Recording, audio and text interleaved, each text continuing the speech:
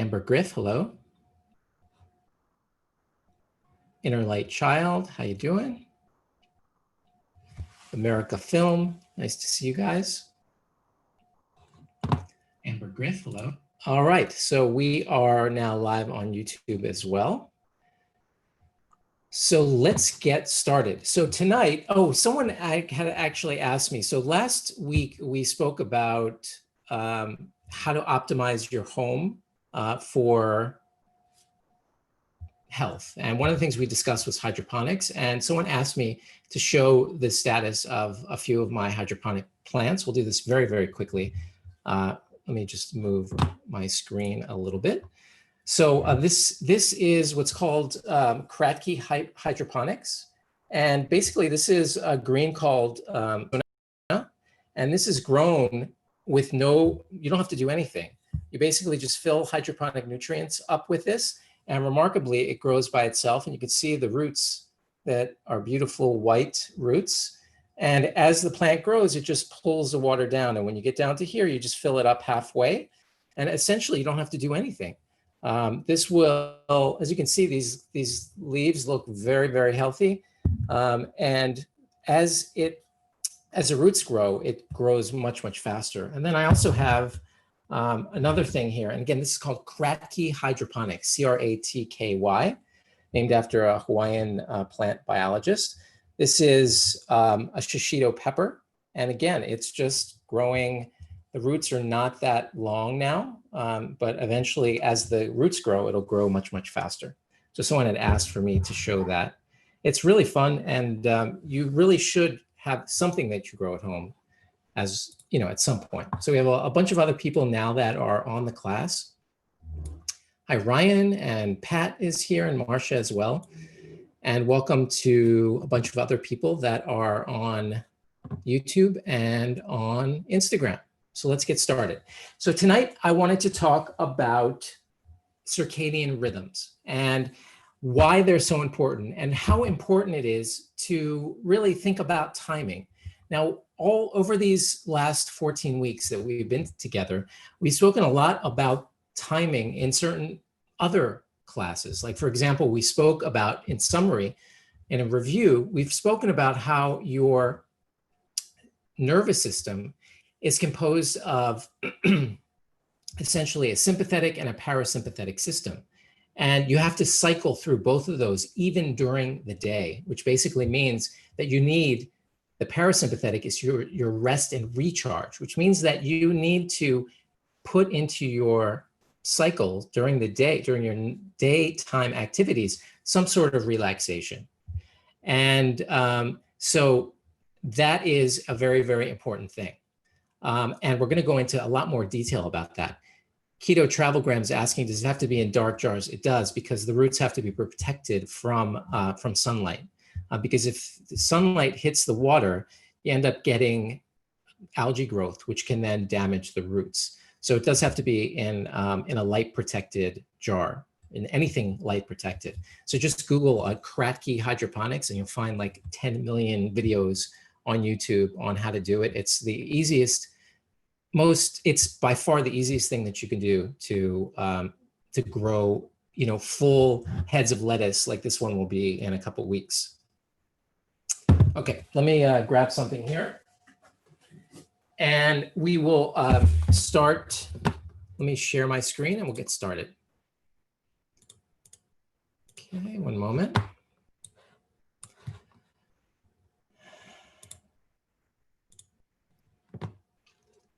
Okay, having trouble. Oh, here it is. Okay, so you should be able to see my screen now. People on Instagram, I'll be talking about everything. However, just if you want to in the future be part of the classes where you can see everything that I have on the screen, definitely it's just contact us at Miracle Noodle and we'll get you on the Zoom call that we're having and that we have every Wednesday night at 8 p.m. So tonight we're talking about how timing affects your health. And let's start with a few quotes. I like these quotes.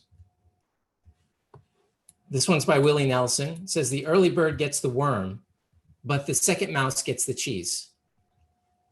And we're talking here about timing, and timing, as they say, is everything.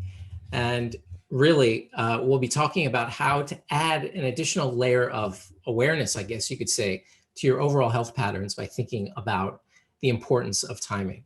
Ansel Adams says, sometimes I arrive just when God's ready to have someone click the shutter, which reminds me of basically that, you know, he was such a talented photographer that there was a quote by Seneca that says, luck is what happens when preparation meets opportunity, which is really what happens with lots of things in life, of course. But essentially, timing, and how does timing relate on a biological scale as well as sort of a philosophical scale? And we'll get into both of those in tonight's lecture.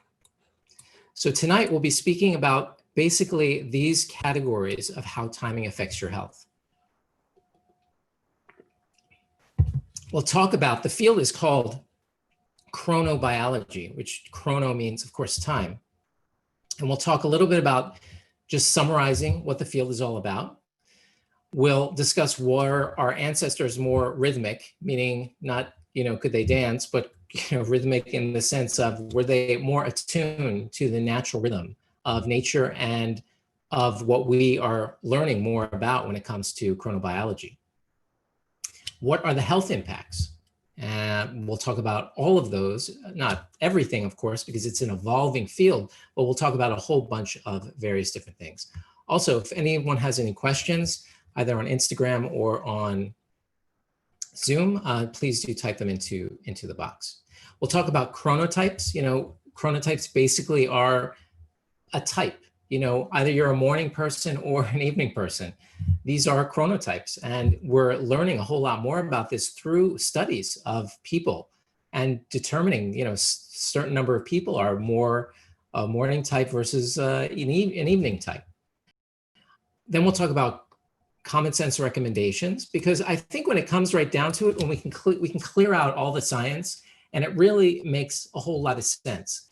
The main problem is that, well, because we are constantly on our screens, and, you know, I can turn on these bright lights, and essentially modern technology has shifted us and moved us away from the natural rhythms of life. And when we can regain those natural rhythms through not just common sense, which I have here, but also understanding a little bit about the science, the two of those are like, they're sort of like synergistic, meaning like 1 + 1 = 3. So when you have common sense understanding, a little bit of science, and you can relate it to yourself, those things combine to be able to allow you to make real substantial changes in your health. And that's what is of most interest to me.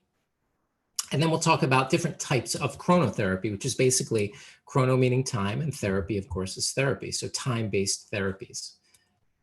So let's talk a little bit about a summary of the field of chronobiology.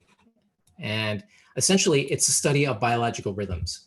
And it's been something that's been a topic of interest for study for hundreds of years. It just so happens that nowadays, because we're so out of rhythm with the natural rhythms of life, it's becoming more of a health concern. So it's essentially a study of biological rhythms. And the point is that we have clock genes, believe it or not. And these clock genes, these sort of master clock genes, are capable of causing you to express certain genes and proteins, which are going to affect your overall health and the way your body is essentially reacting to time. And it was recognized, this field, in 2017. It was, the Nobel Prize was given in physiology or medicine to Hall, Rosbach, and Young for essentially learning about what the molecular mechanisms of circadian rhythms are. We know circadian rhythms exist, but we didn't really understand what was going on a molecular level. And the Nobel Academy says, this is their sort of, I took this from the Nobel Academy website. They say, the question of whether circadian behaviors in plants and animals were governed by an endogenous clock, meaning a clock, an inward, inside your body clock, or were a reaction to external stimuli. So the question of whether it was regulated internally or externally would be hotly debated for decades. eventually the existence of an endogenous internal circadian clock would finally become established well into the 20th century. So here we have this understanding that it's not just dictated by external cues like light, and there is something going on internally. And so let's talk a little bit about entrainment and synchronization. Entrainment is when you can sort of set a rhythm and then something will follow the same rhythm. Synchronization is when everything, of course, is running along the same time. Let's close this window here just a little bit. So the suprachiasmatic nucleus, this is a part of your hypothalamus, right in the center of your brain. And what happens is the retina receives light and it communicates to this, and it sets an internal master clock. So this master clock essentially is existing inside your head, inside your hypothalamus. But, and this is where the but it comes in, is that circadian rhythms and gene expression pretty much occur in organs throughout your entire body. So we have a master clock, and then we have all these other clocks going. We have clocks going on in our pancreas, in our liver, in our digestive system. Essentially, it's just a matter of time before every organ is sort of studied enough so that we understand what kind of circadian rhythms exist in all these different organs. And we're going to get into a little bit more about that in just, further on tonight. But what's happening is, and it was described like this, it's a clock shop, not a single clock, meaning you don't have one master clock. You're walking into a store of clocks and they're all running at different speeds and it's really sort of a symphony and miracle that all these things tend to work together in someone who is optimally healthy. The fact that all these discrete clocks in all these different organs tend to work together in the healthy human is really incredible. But there is, in the hypothalamus, in the center of your brain, one sort of master clock. So what are the peripheral clocks affected by? And even the central clock is affected by light, of course, but what affects the peripheral clocks? So feeding time, and we'll get into a little bit more about that as we go on. And really, my aim here tonight is really for you to take this seriously, in the sense that opening it up to a level of you being aware of this as an additional component to optimizing your health. That's really what we're focusing on. And that everything that you do should be looked at through the lens of rhythms and cycles and timing. And when you can do that, you add really a whole other level of going through things to make decisions for yourself. Keto Travelgram's asking, can going against our rhythm type affect us negatively? So we'll talk about chronotypes and essentially learning about your rhythm type. And yes, absolutely. In fact, most of what we'll be talking about tonight is the negative effects that happen when you go against your natural rhythms. So feeding time is one of these cues. It's like sending a message to your body to set a rhythm. That's one sort of cue. And it goes beyond your digestive cycles. It activates other cycles because, as I said, we've got all these internal clocks going. And when you are feeding, there's release of insulin and glucose and the hormones that are released to bring those back into place, which are going to affect other organs. And so when you feed, when you eat, you are activating a whole system of internal clocks. And that's something to be aware of. Physical activity, exercise, we'll get into timing of exercise a little bit later. Temperature can affect the cycles in your body, the clocks, I should say. And what are really the outputs? In other words, when I say outputs, I'm basically saying when you have an external cue, like feeding time, physical activity, and temperature, what are the outputs? What happens? Well, I said it briefly, but you get glucose production, fat storage, release of hormones, and all of these serve as cues. And they're ultimately going to affect the master clock that we spoke about earlier, but they're also going to affect the other organs that are directly involved. And as I said before, how all of these interact is an incredible symphony. It's miraculous. And the more science you learn, the more miraculous it becomes. It's one of those things in science that the more you learn, the more in awe you are of everything. It just reminds me of when I was in medical school and during gross anatomy, when we were dissecting the cadavers, there were many moments where you would just, at least I was, and actually not just me, we had four people, me and three others that were partners in the lab. And there were so many moments where we would be looking at the complexity of the anatomy and how it all worked together.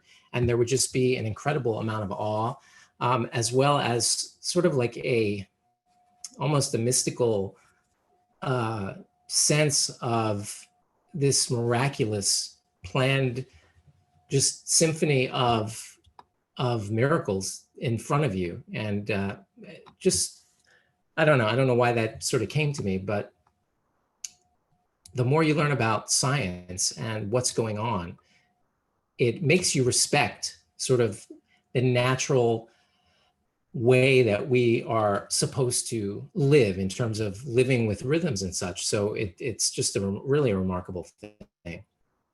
So essentially we've got all these peripheral clocks, we have a master clock, and we have cues that are going to set these clocks. And the main ones are, as we said, feeding, physical activity, temperature, of course, sleep. We'll get into that in just a moment. Okay.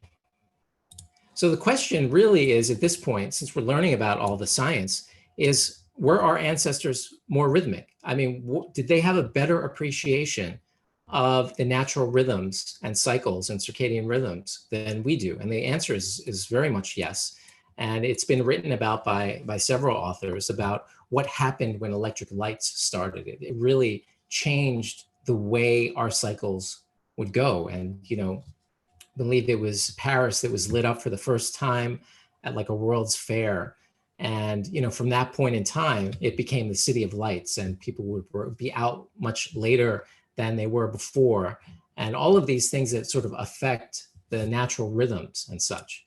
But every culture around the world has morning rituals and evening rituals. In my tradition, there's a morning prayer and then a prayer at sundown, and then a prayer before you go to sleep. And so there was an acknowledgement that you are moving into a different stage of the day with different responsibilities, different energies, I guess you could say, different feelings. And every culture has these. And we should really, we've spoken about this many times in other classes, we should really think about that.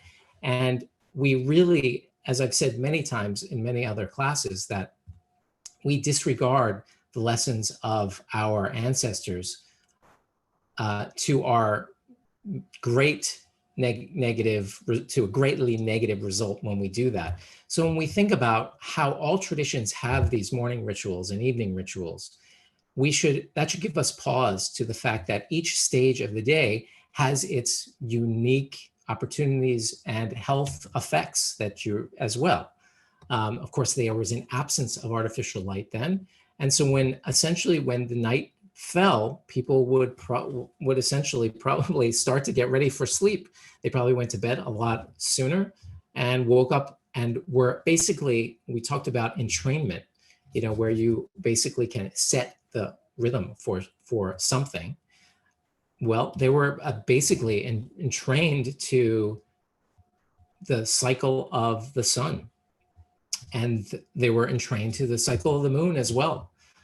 In the sense of the fact that they all, ancient cultures, as well as some present day cultures, the Jewish calendar is partially a lunar calendar. All of these things point to an acknowledgement of the natural rhythms of life. And timing in ancient traditions has been spoken about. In Ecclesiastes, it says everything has an appointed season and there's a time for every matter under the sun. And astrology, while many of you may think of it as silly, still shows a concern and an interest in cycles and timing. And so maybe there was some issue, some just basic understanding that we might not have now that concerns itself with understanding the proper time for certain things that happen in life. Now, I always include traditional Chinese medicine here because traditional Chinese medicine, especially Taoist philosophy, is Taoist health philosophy, which really is probably the most advanced system of longevity knowledge, in the sense of learning how to optimize your health. And it's essentially built around different types of cycles. And this was, there was a great article that I came across earlier today when I was thinking about what I was going to talk today. And this is what he says: traditional Chinese medicine has a comprehensive and thorough understanding of biological rhythm. Biological rhythm is an inherent connotation of harmony between human and nature, one of the thoughts in TCM.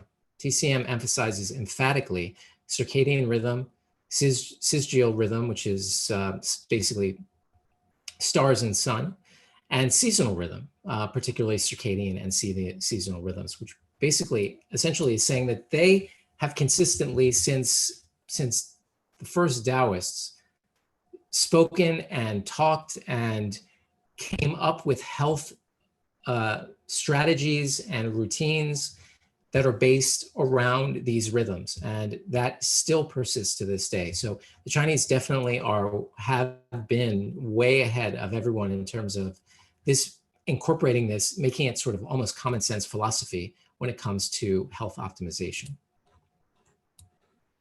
So let's go directly into the health impact. So what is the health impact? Let's close all of these.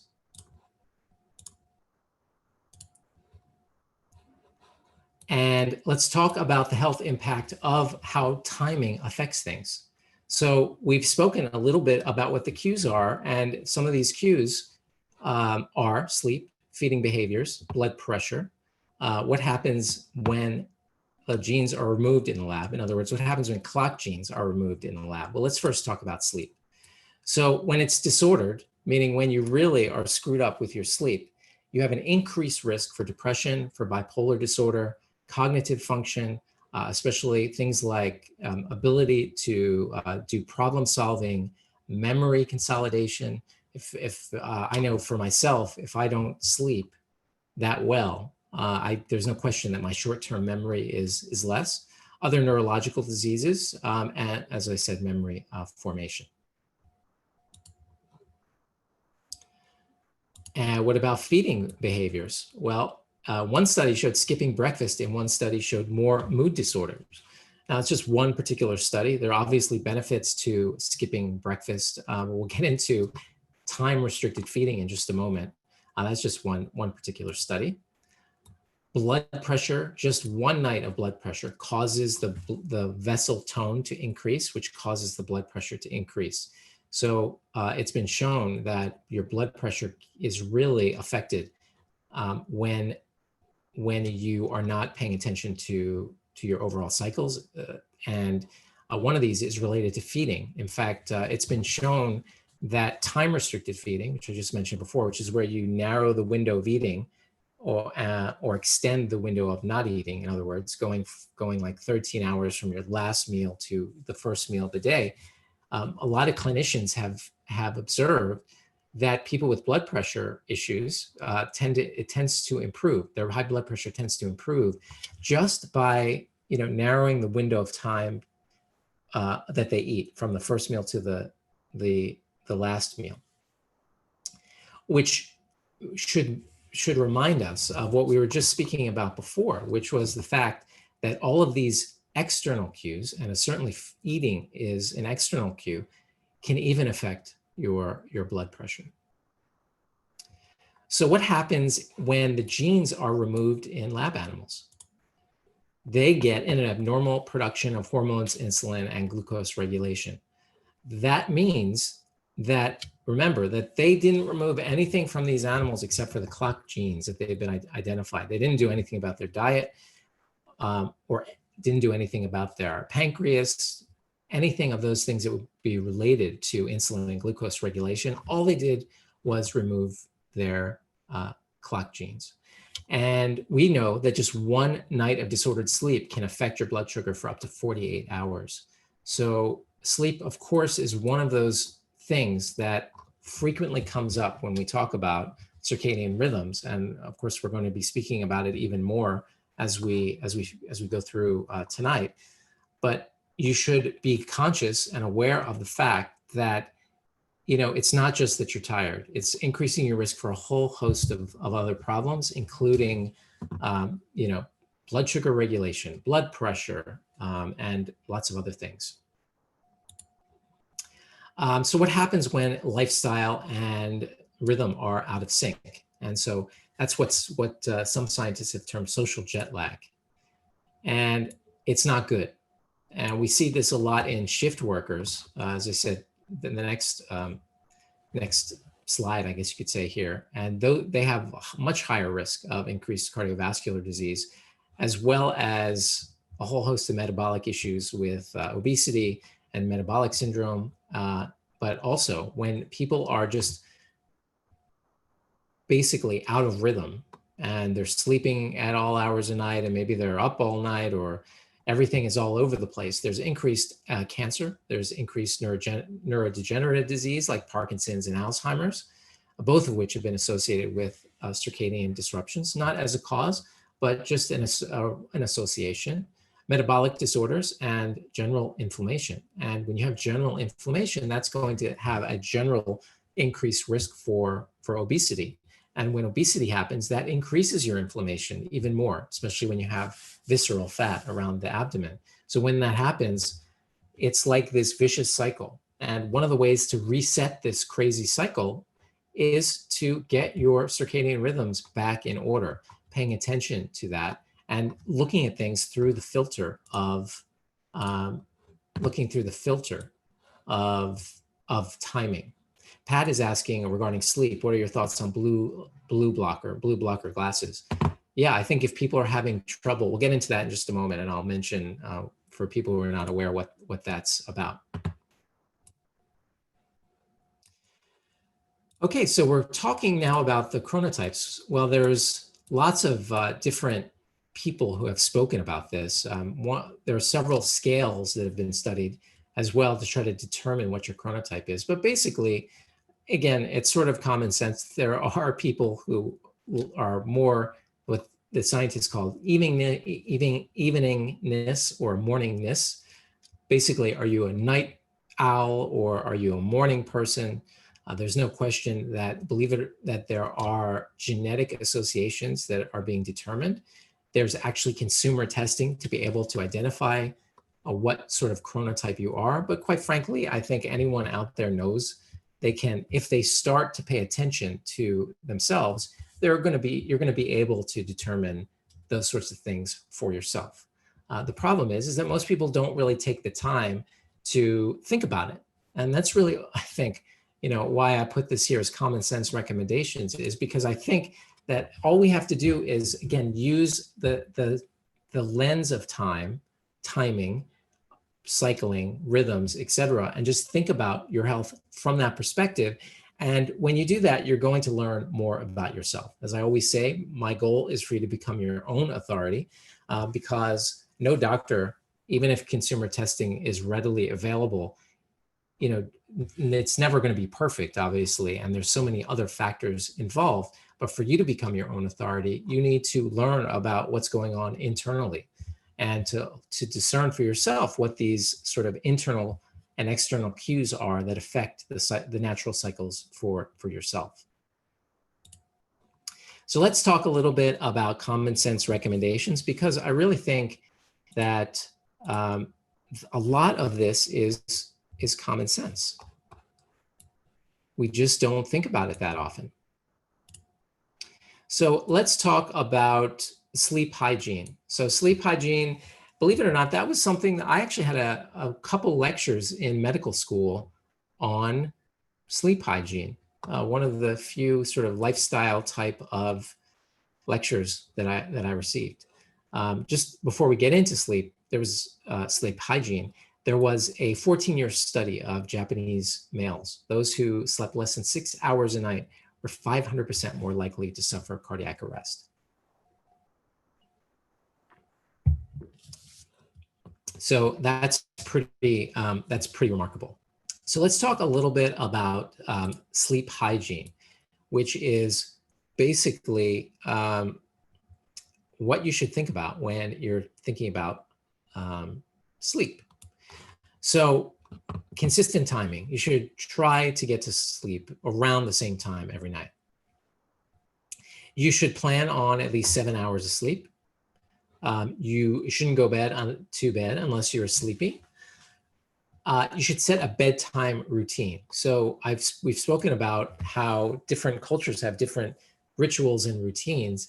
It is very good for you if you're having trouble sleeping is to come up with a routine.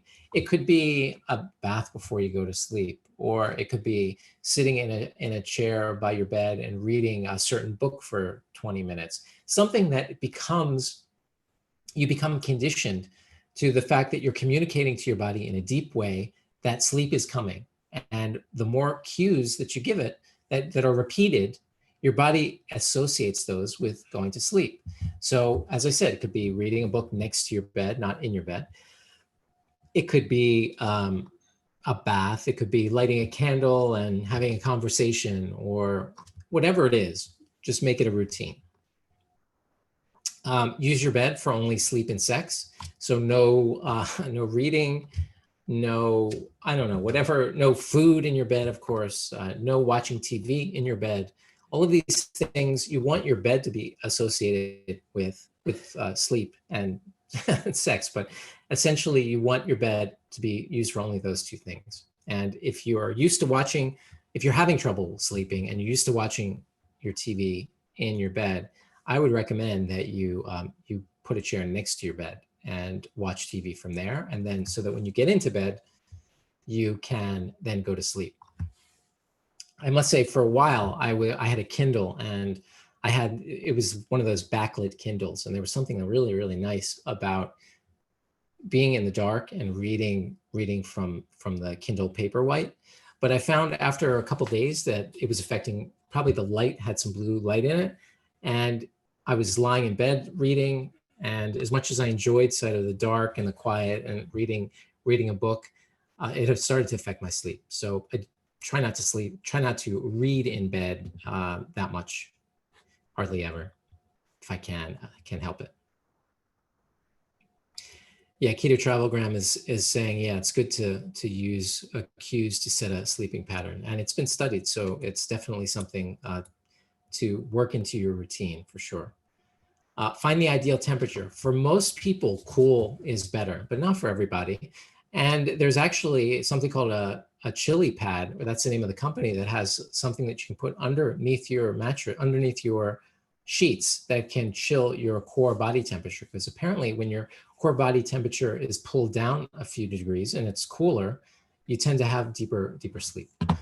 Be careful with blue lights. So a lot of health gurus are walking around with blue blocker glasses to essentially not send that cue, as we spoke about, through the retina to that suprachiasmatic nucleus in the hypothalamus, and to therefore shift from daytime, where you're exposed to blue light, to nighttime.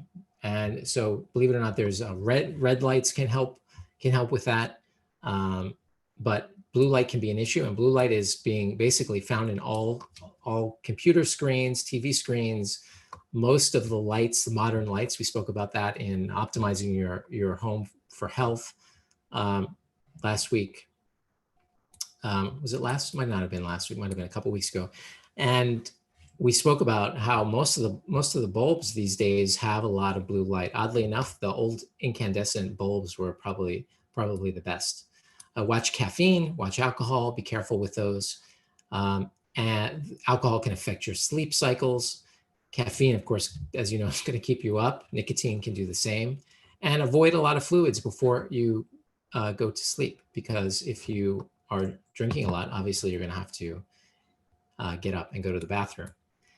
So a lot of these are very sort of common sense, but again, sometimes common sense is, as they say, sometimes common sense is not so common. But common sense sometimes when you list these things and you say, yeah, of course that makes sense, but until you actually sort of think about it for a moment and internalize it, then that's when it becomes powerful for you. Okay, so let's close that down and move on to food timing.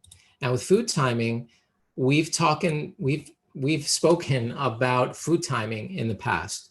And even in this lecture, we've spoken about time-restricted feeding and how that can affect many different things. So let's quickly review what time-restricted feeding is. Most of you, because a lot of you have been on my classes before, know that time-restricted feeding, which I briefly spoke about a minute or two ago, can be very, very powerful. Now, the first thing to remember is that the second you eat food, you are basically cueing your body to the fact that it's a time of activity. You're eating. And that's going to affect a whole host of other organs, as we spoke about. So be cautious with food timing, but also you can be experimental. And that's where I think time-restricted feeding is the best thing that you can experiment with. So your last meal, as we spoke about in sleep hygiene, you should give a couple hours between your last meal and sleep, because these are two very, very different things. They shouldn't be mixed. They are supposed to be separate. And the more we learn about the science is they are going to interfere with each other. So you want several hours before you go to sleep where you're not eating anything. And I can tell you that if you do this as an experiment, for the majority of people, that even an hour before they normally, if you're having trouble with sleeping, even just inserting 1 hour more of time between your last meal and when you go to sleep can be a profound change in the quality of your sleep. So this is something to experiment with. The second thing to experiment with is the duration of time from the last meal to the next meal of the day. And a lot of the biological effects, which are partly related to this timing, as I spoke about with the clinicians that have noted the blood pressure issues and also blood sugar changes, is getting somewhere around at least a minimum of 13 hours between the last meal and the first meal of the next day.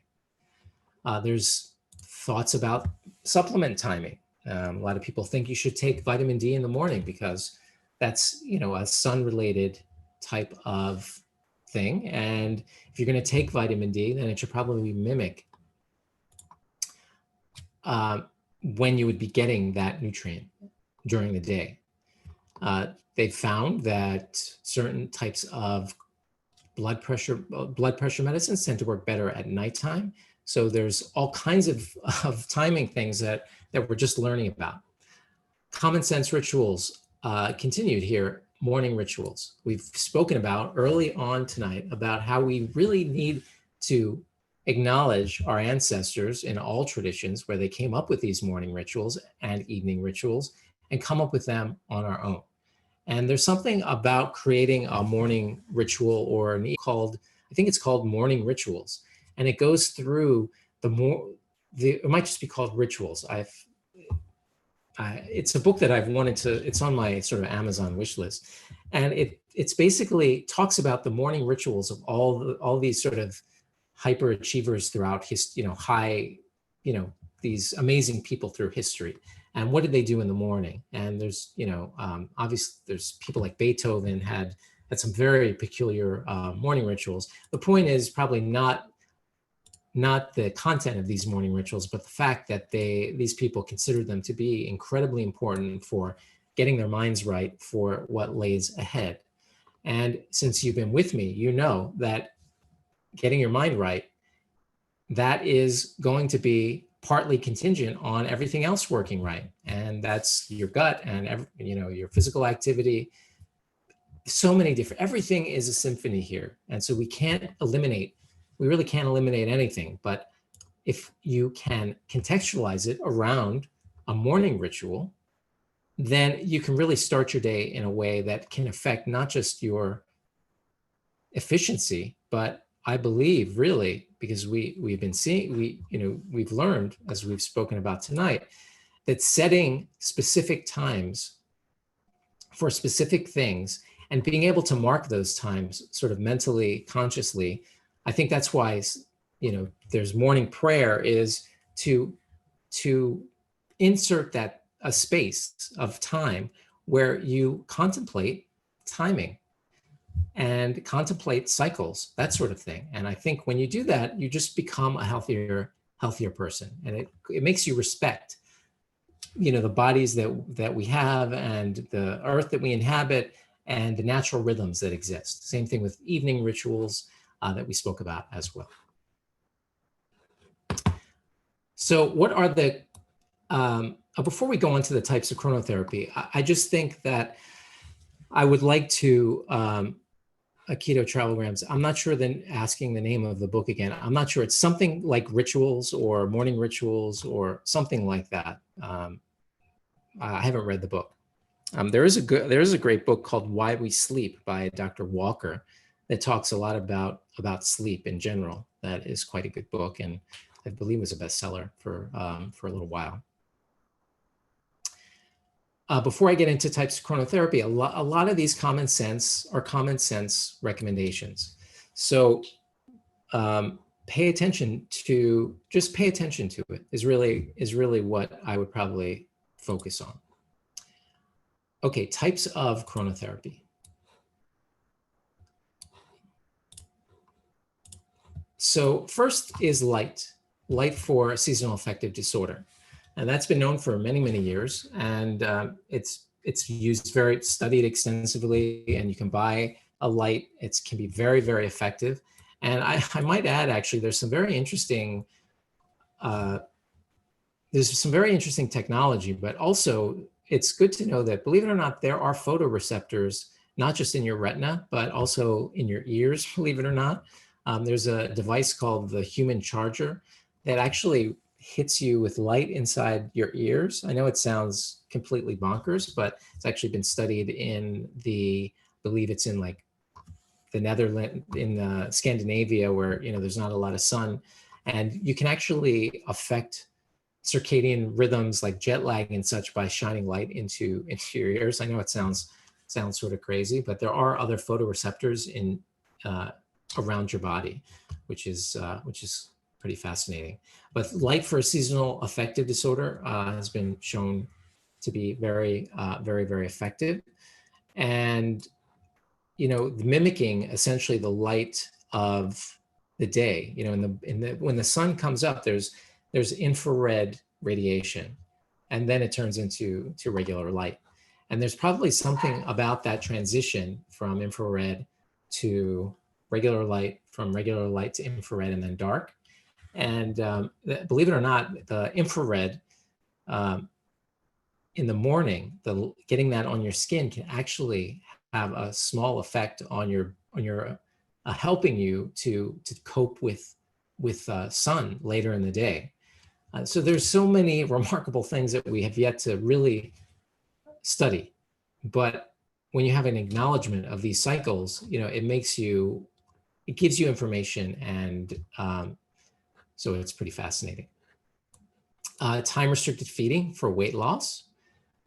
We spoke about this, but also for, as I said, blood pressure, blood sugar, and it can be very, very effective because as we spoke about, eating is a time cue. It sets in motion various clocks around your body when you eat. So if you can pay attention to that and understand it on a deeper level by thinking about it that way, then sometimes it can just give you a little more knowledge, inspiration, whatever you want to say, in terms of getting it done, doing it.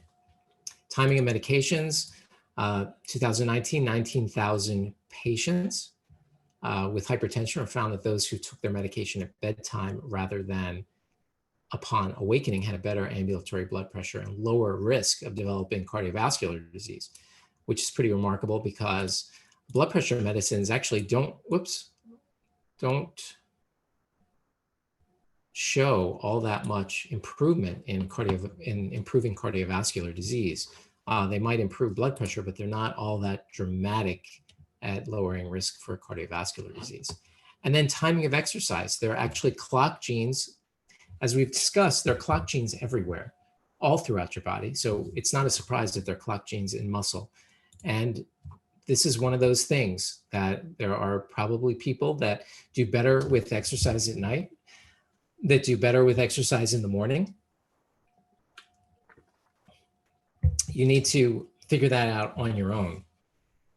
But in the experimentation of timing, so you do your exercise in the morning, you see how it is, how you feel. One great thing I think in the future is we'll be able to measure. Even now, you can buy sort of a blood sugar monitor, and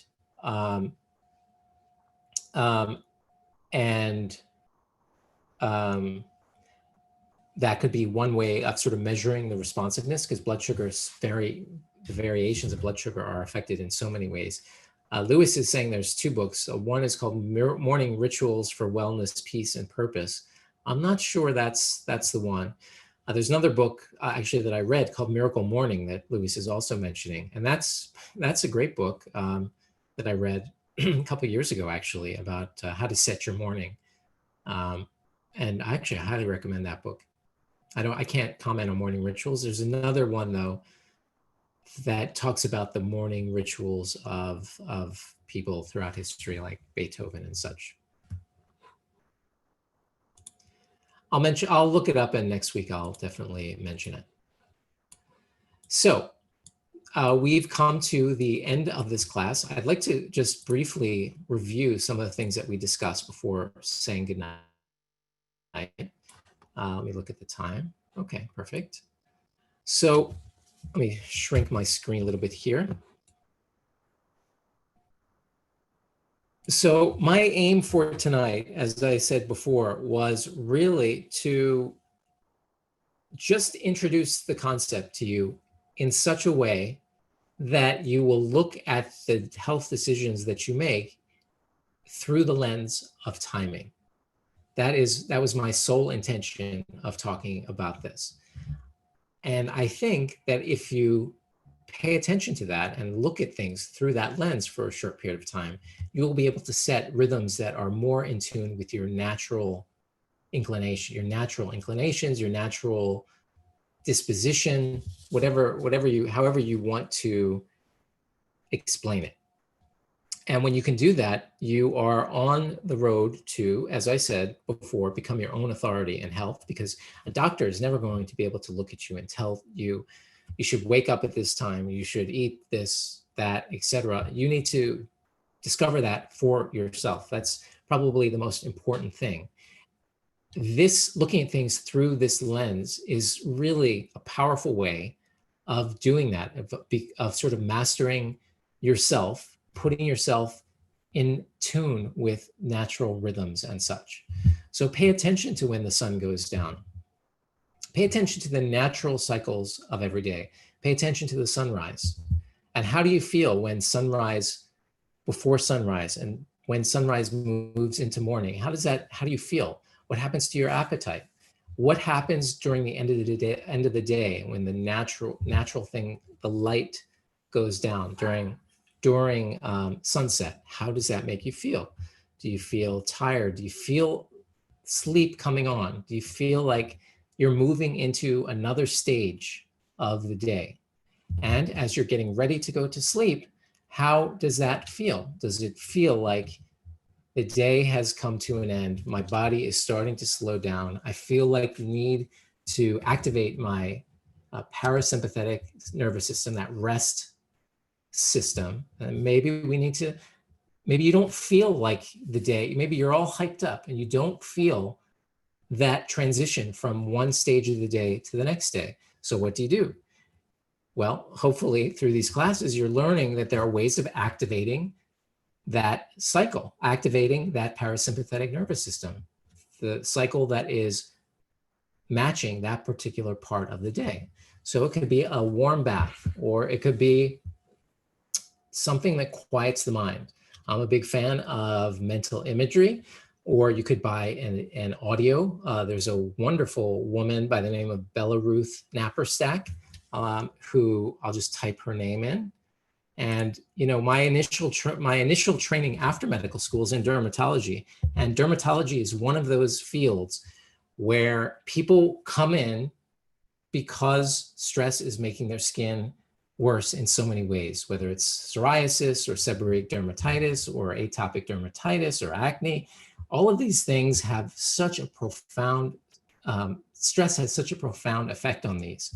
And they, as opposed to other doctors, they might not be going in because their blood pressure is being elevated because of stress, but you can be sure if their face is bright red and they have a rash on their arm, they're going to come in to see you. And one of the things that I've found really remarkable for affecting stress, of course, we've spoken about before, is mental imagery or activating your parasympathetic nervous system. But tonight we're talking about the cycle. So obviously, you are going to, so I spoke about Bella Ruth Naparstek. Let me just type her name in. Bella Ruth Naparstek. She has guided visualizations that are 35 minutes and they will quiet your mind. And it's only 35 minutes. There's tons of ones that she's created. She's sort of really a leader in guided imagery for probably 35 years, I would guess. And highly recommend her. Dan is asking, since sunrise and sunset gradually change at different times throughout the year, how does that affect your sleep patterns? Well, naturally speaking, going back in history, the cycles of sleep would match the sunrise, sunset. And obviously these days we're off kilter, I guess you could say. So the pattern of sleep, at least, is usually going to shift as the seasons shift. But the quality of your sleep, which is affected by these sleep patterns, obviously should move as they move. So obviously people, when the sun gets up, when the sun is up earlier, even people who are not aligned with the natural rhythms get up a little bit sooner. So definitely they affect our time of sleep. They're supposed to affect the time of our sleep. If we were more in line with things and we lived around without electric lights, they would be perfectly timed, not perfectly timed, but they would be timed with sunrise and sunset. I think that's it. So just looking here on Instagram. So the name of the woman is, her name is Bella Ruth Naparstek. Sort of, I can never forget that name. It's such a unique name. Bellaruth, Bella Ruth. That's one word, and then Naparstek, Naperstak. And I would suggest Keto Travelgram that if you're interested in that, I would look at her titles and see one that resonates with you. And I think you'll be pleasantly surprised at how relaxing it is just to have a guided, it's like being on a mini vacation when you have a guided visualization, and it's only 30 minutes. Highly recommend it. I've seen remarkable improvements in people's stress level just by doing 30 minutes a day. And all of you know that I've said this almost at every class, that you need to put into your daily life 20 to 30 minutes of downtime every single day of your life in some point. That could be part of your evening ritual even, as long as it's during the daytime hours. I'm sorry, during your awake hours. You can't rely on your sleep to rejuvenate your entire body. Sleep has its issues. Sleep has its purposes for all kinds of things, but to balance out your nervous system, sleep is not enough.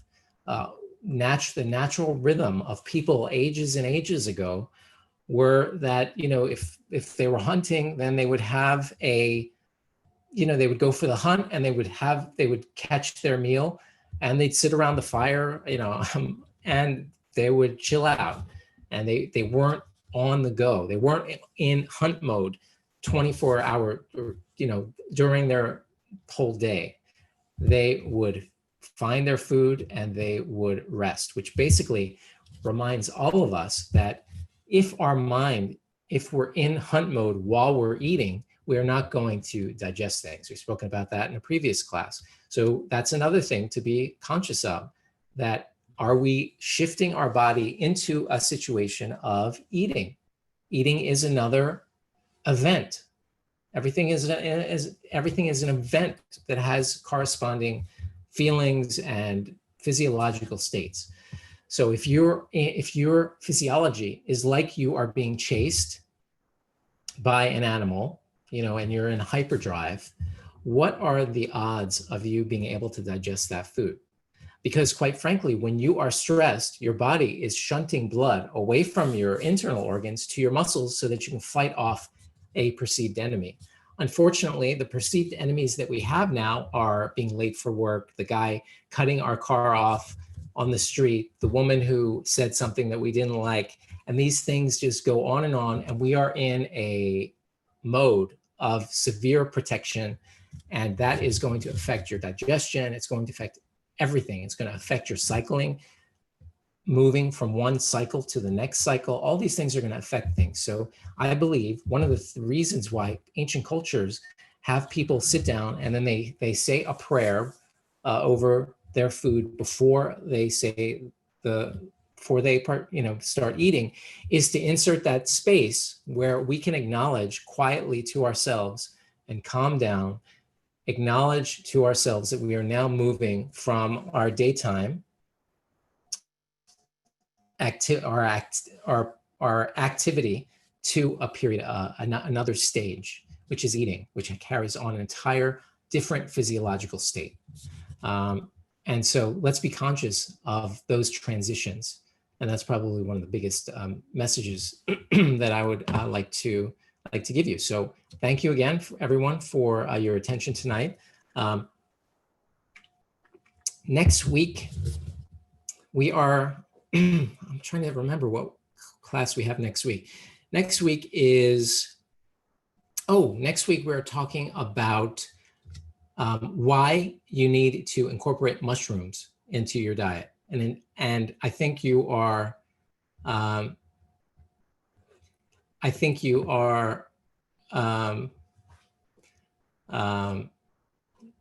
to really find mushrooms are amazing. Is all I can say. The mushrooms are an incredible thing. I'll go in through, discuss medicinal mushrooms, edible mushrooms, why mushrooms should be part of your diet.